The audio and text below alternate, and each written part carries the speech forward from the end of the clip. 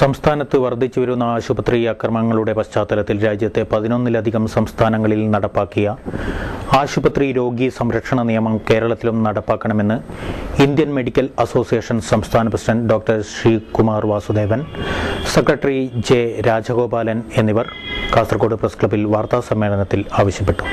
ഞങ്ങൾക്ക് ഇത്ര അറിയാം, അത് കിട്ടിയില്ല. ഞങ്ങൾ പലപ്പോഴും എല്ലാവരുടെ അടുത്ത് പോയപ്പോൾ, മുഖ്യമന്ത്രിയുടെ അടുത്ത് പോയപ്പോൾ, ഹോം മിനിസ്റ്റർ അടുത്ത് പോയപ്പോൾ, ലോ മിനിസ്റ്റർ അടുത്ത് പോയപ്പോൾ, ഹെൽത്ത് മിനിസ്റ്റർ അടുത്ത് എല്ലാവരും പറഞ്ഞു തരും, നിങ്ങൾക്ക് തീർച്ചയായിട്ടും കിട്ടും.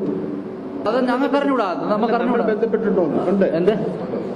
ഞങ്ങൾ 140 ആൾക്കാരെയും MLA മാരെയും ബാക്കി പൊളിറ്റിക്കൽ പാർട്ടീസിനെല്ലാം ബന്ധപ്പെട്ടു. നിങ്ങൾ എങ്ങനെയെങ്കിലും അത് പാസ്സാക്കി തരണം എന്ന് പറഞ്ഞു. ഞങ്ങൾ സമരം തുടങ്ങുന്നതിന് മുമ്പ് ഞങ്ങൾ ഇന്ന് ഒരു കൊല്ലത്തിൽ മേലെയായി ഈ ബില്ല് അവിടെ കിടക്കുന്നത്. അപ്പോൾ ഞങ്ങൾ ഈ പെട്ടെന്നൊരു ദിവസം തുടങ്ങിയ സമരമല്ല ഇത്. ഞങ്ങൾ കുറേ കാലമായിട്ട് ഗവൺമെന്റിനോട് ആവർത്തിച്ച് പറഞ്ഞു, നിങ്ങൾ തരണം ആ ബില്ല്. തരാത്ത സ്ഥിതി വിഷയം നമുക്ക് ചെയ്തേ പറ്റുള്ളൂ. വേറെ എന്താ ചെയ്യുക?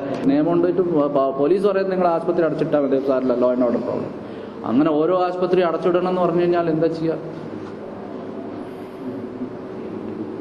കേരളത്തിൽ വർദ്ധിച്ചുകൊണ്ടിരിക്കുന്ന ആശുപത്രി അക്രമങ്ങളുടെ പശ്ചാത്തലത്തിൽ രാജ്യത്തെ 11-ലധികം സംസ്ഥാനങ്ങളിൽ നടപ്പാക്കിയതിന് സമാനമായ ആശുപത്രി രോഗി സംരക്ഷണ നിയമം കേരളത്തിലും നടപ്പിലാക്കണമെന്നാവശ്യപ്പെട്ടുകൊണ്ട് IMAയും ഇതര വൈദ്യശാസ്ത്ര സംഘടനകളും ബന്ധപ്പെട്ട മന്ത്രിമാർക്കും ഉദ്യോഗസ്ഥർക്കും നിരവധി തവണ നിവേദനങ്ങൾ സമർപ്പിക്കുകയുണ്ടായി.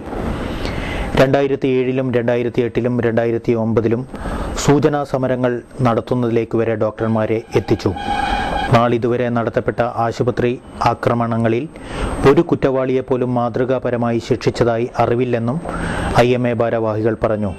എന്നാൽ പലയിടങ്ങളിലും ഡോക്ടർമാർക്കെതിരെ കേസുകൾ ചാർജ് ചെയ്തിട്ടുണ്ട്. കണ്ണൂരിൽ ഒരു സംഭവത്തോടനുബന്ധിച്ച് സമാധാനപരമായി ജാഥ നടത്തിയ ഡോക്ടർമാർക്കെതിരെ ഭീകരപ്രവർത്തനം നടത്തിയെന്ന കുറ്റമാരോപിച്ച് കേസ് ചാർജ് ചെയ്തു. അവസാനമായി മലപ്പുറം വളാഞ്ചേരിയിലെ ഒരു ഡോക്ടർക്കെതിരെ IPC 307 പ്രകാരം കേസ് ചാർജ് ചെയ്ത് നിയമ നടപടികൾ തുടരുന്നുണ്ടെന്നും IMA ഭാരവാഹികൾ പറഞ്ഞു. നിയമപരിഷ്കരണ സമിതി തയ്യാറാക്കിയ പ്രസ്തുത കരട് ബിൽ ആഭ്യന്തരം, ആരോഗ്യം, നിയമം എന്നീ വകുപ്പുകളുടെ പരിശോധനയ്ക്ക് വിധേയമാക്കുകയും DGP, advocate general, director general of prosecution, നിയമവകുപ്പ് സെക്രട്ടറി എന്നിവരുടെ അഭിപ്രായങ്ങളോടുകൂടി നിയമം പ്രാബല്യത്തിൽ വരുത്തുന്നതിനായി ക്യാബിനറ്റിന്റെ അംഗീകാരത്തിന് സമർപ്പിക്കാനുള്ള അനുമതിക്ക് വേണ്ടി മുഖ്യമന്ത്രിയുടെ സമീപം വരെ എത്തുകയുണ്ടായി. ഏറ്റവും ഒടുവിൽ നടന്ന തിരുവനന്തപുരം മെഡിക്കൽ കോളേജിലെ ജൂനിയർ ഡോക്ടർമാരുടെ സമരം ഒത്തുതീർപ്പാക്കുന്നതിനു വേണ്ടി വിളിച്ച ചർച്ചയിലും ഉടൻ തന്നെ ആശുപത്രി സംരക്ഷണ നിയമം നടപ്പിൽ വരുത്തുമെന്ന് സർക്കാർ വാഗ്ദാനം ചെയ്തുവെങ്കിലും ഇത് നടപ്പിൽ വരുത്തിയില്ലെന്നും ഡോക്ടർമാർ പറഞ്ഞു.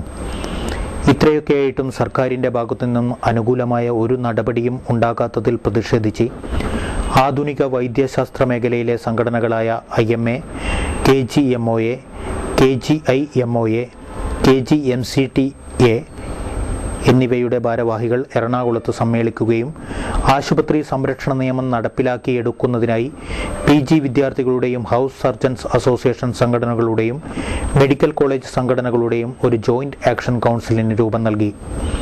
IMA സംസ്ഥാന പ്രസിഡന്റ് ഡോക്ടർ ശ്രീകുമാർ വാസുദേവ ജോയിന്റ് ആക്ഷൻ കൗൺസിൽ ചെയർമാനായും IMA സംസ്ഥാന സെക്രട്ടറി ഡോക്ടർ ജെ രാജഗോപാലൻ നായരെ ജോയിന്റ് ആക്ഷൻ കൗൺസിൽ കൺവീനറായും തെരഞ്ഞെടുത്തു.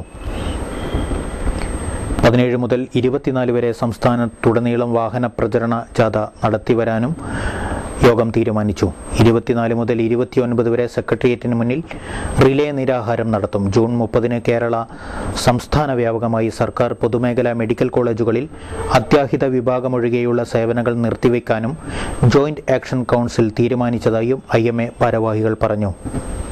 IMAയുടെ ജാഥ ഇന്ന് രാവിലെ 10-ന് പ്രചരണ ജാഥയായി കാസർഗോഡ് നിന്നും ഉദ്ഘാടനം ചെയ്തു. IMAയുടെ മുതിർന്ന നേതാവായ CA അബ്ദുൽ ഹമീദ് ജാഥ ഉദ്ഘാടനം ചെയ്തതായി ശ്രീകുമാരൻ വാസുദേവനും ഡോക്ടർ രാജഗോപാലൻ നായരും വാർത്താ സമ്മേളനത്തിൽ അറിയിച്ചു.